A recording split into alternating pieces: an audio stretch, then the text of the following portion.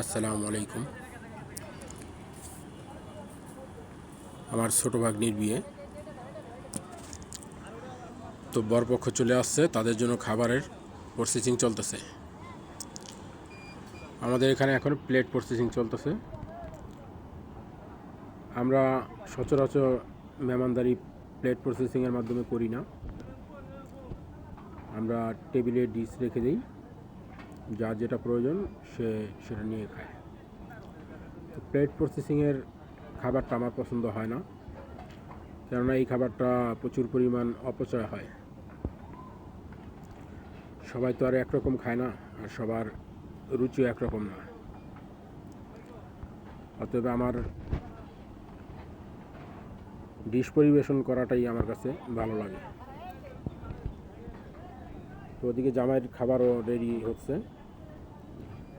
তো আপনারা দোয়া করবেন আমার ভাগ্নি যেন তার জীবনের সুখী হয়, তাকে যেন আল্লাহ নেক হায়াত দান করে, তার স্বামীকে যেন আল্লাহ নেক হায়াত দান করে,